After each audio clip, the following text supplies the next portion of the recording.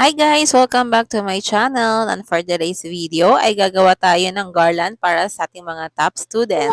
Una nga ay nagupit ako ng ribbon kasi yung sukat ng ID para sa ating petals. 200 color naman ang ginamit kong ribbon requested ng advisor. Na-excite na nga ako sa Hagaya Hondis ni Mama na nasa top ang mga anak. Pero syempre may top man o wala, ang mahalaga ay natututo ang ating mga anak sa paaralan at nagsisika para sa kanilang mga pangarap. Sunod nga natin gagawin ay tutupin sa gitna ang ribbon at papasuin ng hindi laki, ends.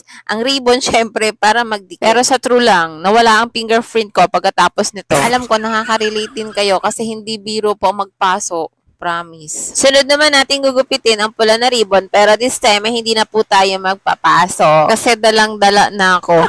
Pasensya na guys, ganito ang boses ko. Sinisipon po kasi talaga ako. So ganito lang guys, yung mga nagupit nating ribbon na pula, ididikit lang natin siya in half. Ayan, ganito lang gagawin. Ipo-fold mo tapos ididikit gamit ang ating glue gun. Ganun lang siya kasimple, pero special. So, bali guys, gumawa ako ng 6 na red ribbon dyan. Red ribbon talaga.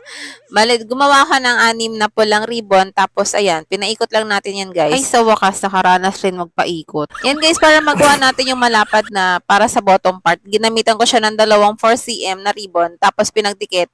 And then sa gitna, nilagyan ko siya ng puti. Nagamitan lang ulit natin siya ng glue gun, pandikit. Idikit lang natin siya ng maigi para hindi siya ma-fall. Ay, talaga ba? Sunod na nga natin gagawin dito na para sa kwintas pang sakal. Charis.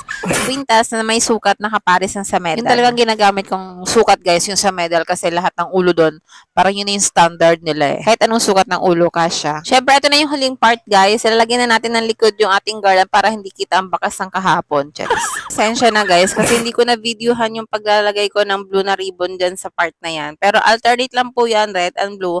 Tapos ididikit na yung top part, yung pinaprint natin na logo. Excited ako guys kasi first time kong ginawa to. Kasi naalala ko nung elementary ako, ribbon lang siya tapos tutusukin lang ikaw ng per blades. Ayun na.